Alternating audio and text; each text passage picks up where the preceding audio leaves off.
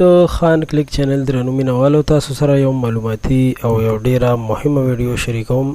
ضرورت سره تر اخره پاتې شئ. دا ویډیو د دې په باره کې ده چې ښځه کوم درې کارونه ډیر خوښوي، هغه د سړي نه یا د خپل خاوند نه په دغه دریو کارونو باندې ډیره زیاته راضي کیږي او خاوند یې چې بیا ورته هر څه ووایي په ډیر مینه باندې مني او د هغه هر خواهش پوره کوي.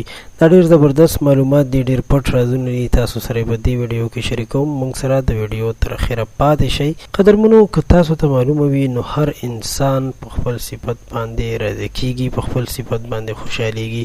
د ښځو هم همداسې یو څو کارونه، یو څو عادتونه چې هغه وکړي شي نو هغوی ډېرې زیاتې خوشحالیږي. په هغې کې لومړی دا چې ښځې ته وخت ورکول دي او د هغې صفت کول دي.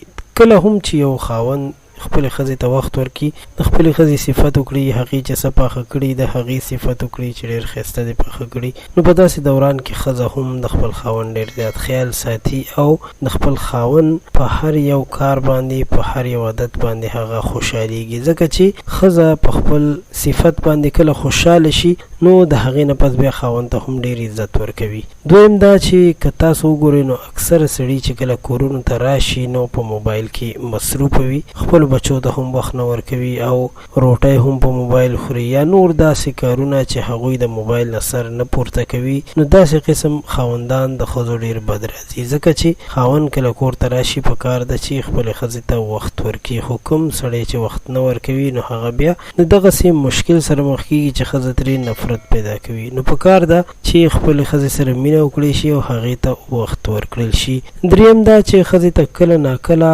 په ناخبرۍ کې تحفې راوړل. کله چې یو خاوند خپلې ښځې ته په ناخبرۍ کې تحفې راوړي، په دغه باندې هم ښځه ډېره زیاته خوشحالیږي، د خپل خاوند هره خبره زړه ته غورځېږي.